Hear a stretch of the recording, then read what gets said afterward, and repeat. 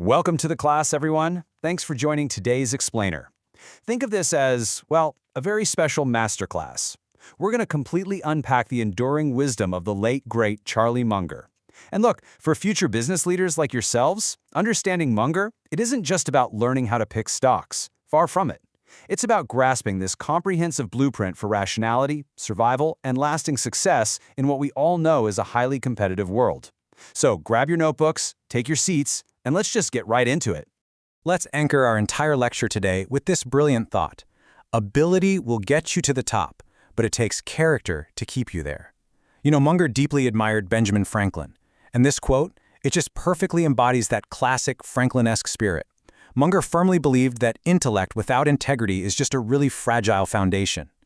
You can absolutely be the smartest person in the room, hands down, but without the ethical character to actually navigate that success, you simply won't last.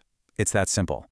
All right, here's the syllabus for today's explainer. We're going to cover 5 core modules. First up, the rational mindset.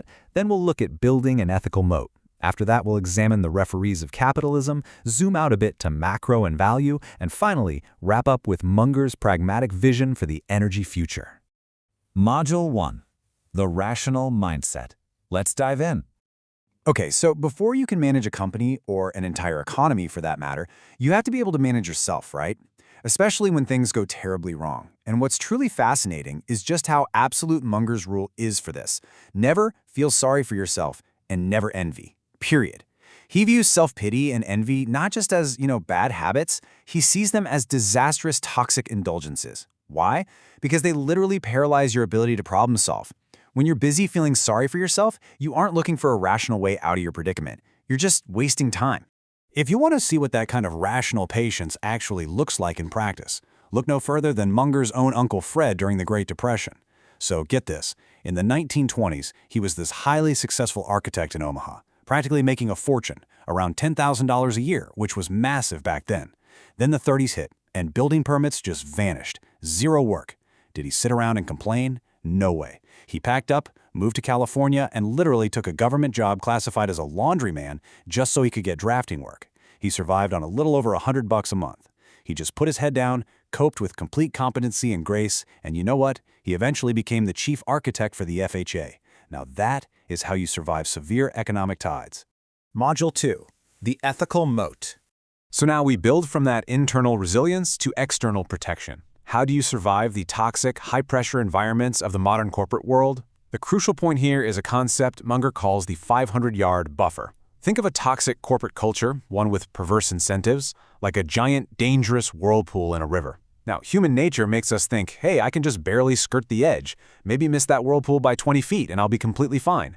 Munger says absolutely not. You steer clear by 500 yards. The absolute best way to handle severe temptation and bad incentives is to actively avoid the environments that foster them in the first place. But you're probably wondering, how do you actually find the right environments? Well, Munger laid out some exact, actionable steps for young professionals trying to, worm their way into high-integrity organizations. First, identify people you actually admire. Then, approach them directly, tell them exactly why you want to work with them, and offer to solve their problems. He actually did this himself as a young lawyer. He literally made a U-turn on a freeway to go back to a venture capital firm he admired, walked right in, told them he wanted to associate with their kind of values, and bam, he immediately landed a massive client. Moving right along to Module 3, the referees of capitalism. So what exactly happens when the people supposed to guard the system completely fail? Munger firmly believed that easy money corrupts absolutely. In an ideal world, accountants act like the adults in the room, right? Or like referees on a soccer field, just stepping in and stopping financial mayhem. But the reality on Wall Street? It's often been the exact opposite. Munger fiercely criticized accounting firms for enabling what he bluntly called mark-to-myth accounting. Think of the Enron crisis, for example. Basically, yielding completely to the short-term greed of highly competitive executives. And this brings us to a frankly staggering statistic that Munger cited. He said, over 99% of the troubles that threaten our civilization come from too optimistic accounting. Let that sink in. 99%. Demanding conservative, rational accounting isn't just about, good business practices for you as future leaders. It is quite literally a moral duty to prevent systemic collapse. Module 4. Macro and long-term value. How does a rational leader allocate capital over an entire lifetime rather than just frantically chasing the next quarter's earnings? Well, Munger's macro advice is surprisingly straightforward. He advises against trying to outguess macroeconomic cycles. Honestly, it's a fool's errand.